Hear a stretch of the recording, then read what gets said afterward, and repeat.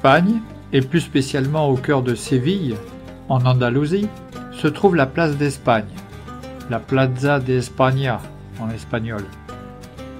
Sa forme semi-elliptique est un symbole de l'étreinte entre l'Espagne, accueillant à bras ouverts les pays d'Amérique latine et ses anciennes colonies. Au pied du monument, des bancs en céramique font voyager le visiteur à travers la péninsule ibérique. Ces carreaux de faïence bleue, les azulejos, racontent un fait marquant dans l'histoire des provinces d'Espagne. C'est parti pour un tour d'horizon. Le tableau représente le rattachement de l'Álava, qui est une province, au royaume de Castille, vers l'an 1200, sous réserve du maintien de ses privilèges et de ses lois locales. La ville naît à partir du château arabe d'Alicante vers 1248. Amilcar Barca, qui est le père du célèbre Hannibal que nous voyons ici, lui faisant jurer haine éternelle à l'Empire romain. Fondée par les Carthaginois, la ville sera occupée par les Vandales, les Visigoths, les Byzantins, puis les Arabes. Les rois catholiques la reconquièrent en 1489.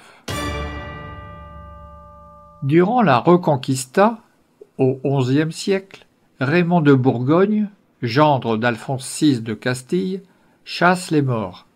Les murailles d'Avila, entièrement intactes aujourd'hui, sont inscrites au patrimoine mondial de l'UNESCO. Près d'Albacete, la particularité de ce tableau est la représentation de la bataille d'Alsamça, qui s'est déroulée en 1707. Les troupes anglaises étaient commandées par un Français et les troupes françaises par un Anglais. Le tableau représente la conquête de Badaro par Alphonse IX le 19 mars 1230.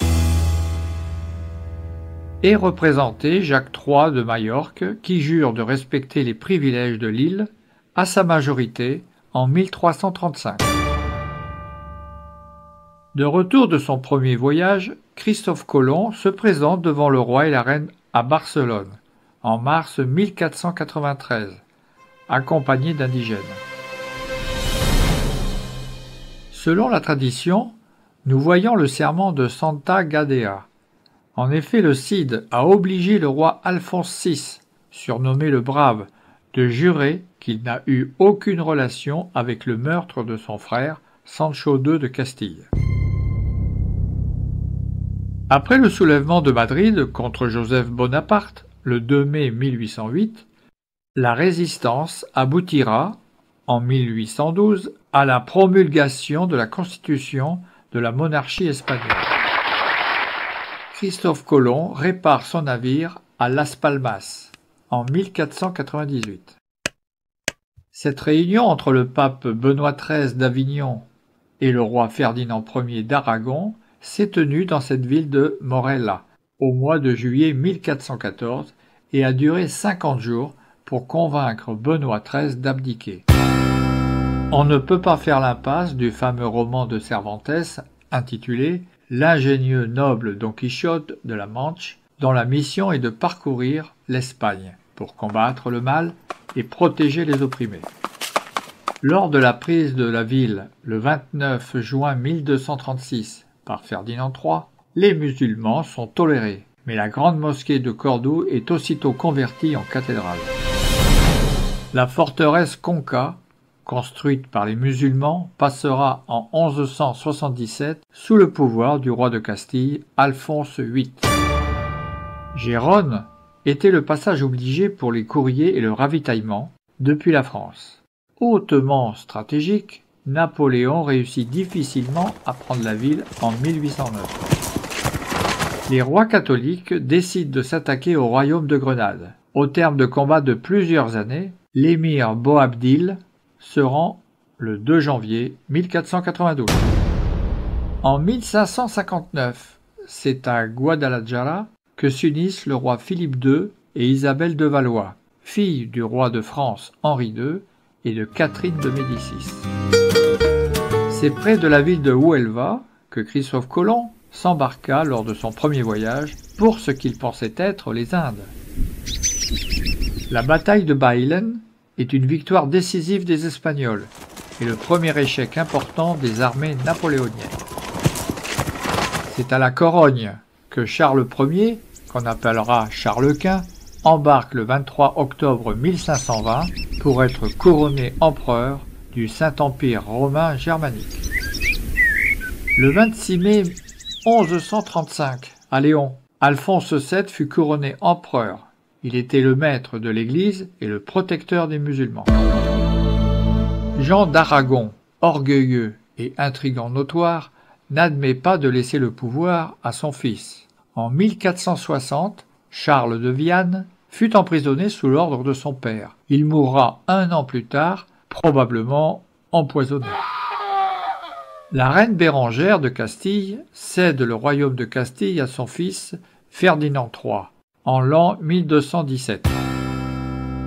Voici l'arrivée triomphale d'Alphonse Ier des Asturies en l'an 755. L'empereur Napoléon Ier veut donner le trône à son frère Joseph Bonaparte. La foule madrilène, opposée à ce changement, s'en prend aux troupes du maréchal Joachim Murat le 2 mai 1808. Fondée par les Phéniciens, Malaga sera prise par les Carthaginois, les Romains, les Wisigoths, puis par les Arabes en 716. La ville sera reconquise par les chrétiens le 19 août 1487. Issu de la lignée des rois Wisigoths d'Espagne, le roi Pélage sera l'initiateur de la Reconquista. Pélage est considéré comme l'un des héros de l'Espagne. L'affrontement de Ponte Sampaio dans la commune de Pontevedra entraîna l'évacuation définitive de la Galice par l'armée de Napoléon. Le tableau représente le conseil à l'université de Salamanque pour discuter des préparatifs de Christophe Colomb pour son premier voyage dans la découverte de l'Amérique. C'est à Ségovie qu'Isabelle la catholique fut proclamée reine de Castille le 13 décembre 1474. Les nobles de Teruel rendent hommage à James Ier le Conquérant. Alphonse VI reprend Tolède le 25 mai 1085, aux morts, après 2 ans de siège. Voici l'entrée triomphale à Valence de Jacques Ier d'Aragon en 1238. En 1527 s'est tenue la conférence de Valladolid, réunion théologique visant à débattre de l'orthodoxie des idées d'Érasme. En 1143, la signature du traité de Zamora entre Alphonse VII de Castille et Alphonse Ier du Portugal marque la naissance du royaume du Portugal. Ainsi se termine cette belle découverte de ces tableaux en céramique. En quelques minutes, vous avez découvert des événements majeurs de quelques villes d'Espagne. Et tout ça sur la Plaza España à Séville.